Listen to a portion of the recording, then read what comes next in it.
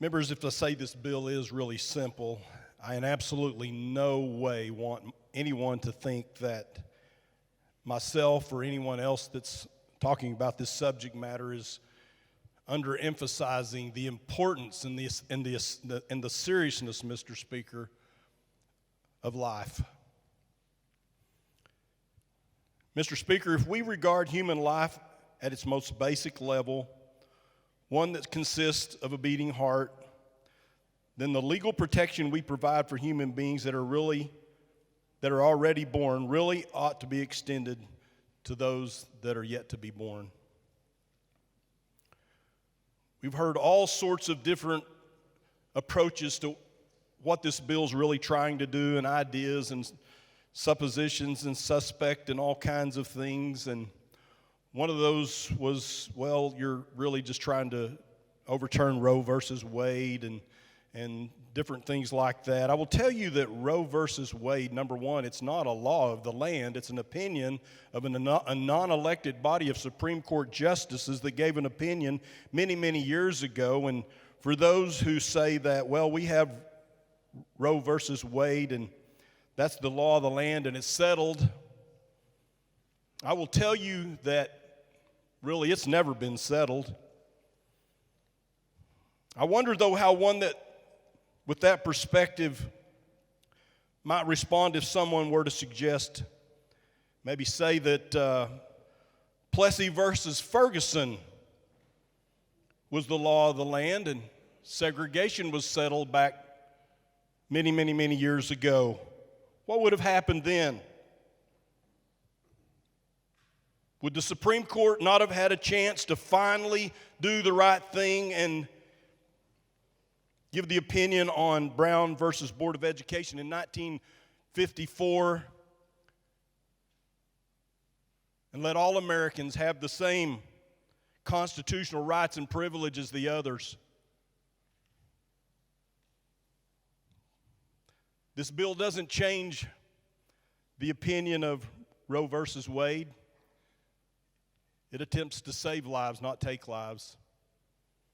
I hope somewhere down the road that it does raise the question enough that we re-examine what Roe versus Wade has done to our young people and women and even men, lives and minds across America. Mr. Speaker, we talk about decisions and how so many of these decisions weren't just flippant decisions that were made on the sly, and how important that these decisions are, and I'm sure they are. But Mr. Speaker, I'll tell you, unfortunately, the decisions that were made prior to the pregnancy were not well thought out, well-made decisions when you've got young couples and teenagers, I'll just say it, having sex outside of marriage, promiscuity, illicit sex, the things that are really what we really need to get down to, because really, Mr. Speaker, when we get to talking about this situation, we again, I'll tell you, Mr. Speaker, we again are talking about a symptom of a very poor decision prior to the pregnancy. I will submit to you, Mr. Speaker, that society has lost its moral compass, and we're so indifferent to what sex is really intended for in marriage and matrimony and those things that guide humanity through the course of safety and protection. So many Americans' compass has quit working because they don't use it enough, Mr. Speaker, and I think a lot of them have literally thrown their moral compass away.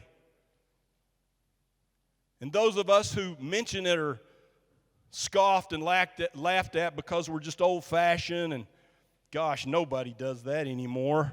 The idea of abstinence is absolutely ridiculous to some people, they say. But, Mr. Speaker, I will tell you, abstinence works 100% of the time until someone quits using it. And that's when the problems happen. Society says, well, just go ahead. Everybody does it. I'll tell you, Mr. Speaker, not everybody does it. And I will tell you that God's Word guides us to a proper relationship at a proper time to create a proper family that guides us through the safety and the pitfalls and the risk and all of the things that we're dealing with when we have to talk about abortions. I agree that's not always the case. Sometimes there's very, very horrible things that happen, and usually it's to women, but not always. And it does include the opposite sex, a man and a woman. And Mr. Speaker, for those who have gone through an experience of rape, I will tell you for the record that in my personal opinion, that is one of the most heinous, awful, horrible things that anyone could do to someone else. And as other representatives have mentioned, we have punishments that would allow the courts to take their lives away from them for what they've done to someone else, and I support that, Mr. Speaker, and I feel like that is one of the reasons we're having problems that we're dealing with today, is because some people aren't held accountable for their misactions, and we take it out on and lose focus and get distracted, and then we get to looking at unwanted pregnancies, Mr. Speaker, and we end up with some of the situations that we're talking about today. My bill has protections for women's lives and their health and safety. And I'm glad it does, because I care very much about those people that are in that situation, women.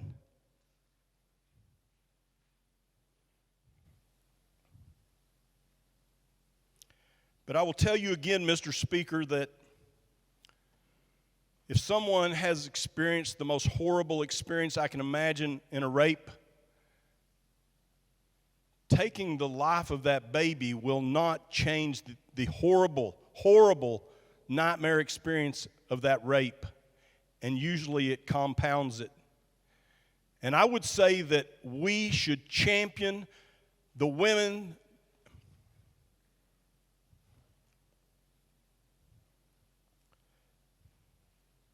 that make a decision to give life to that baby and share it with some other family and mom and dad.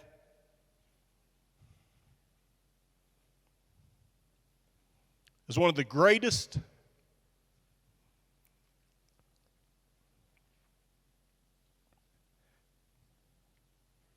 and most wonderful things a human could do.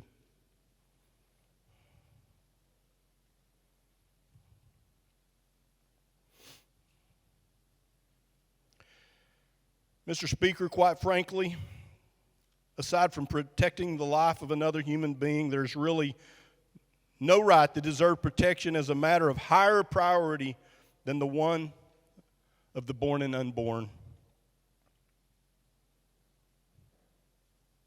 Again, to be frank, it's shameful that we're having this debate this way. The fact that detectable human life in the womb is scientifically sound and is morally right. And now we ought finally to make it legally protected. Mr. Speaker, I yield the members to vote yes on this bill.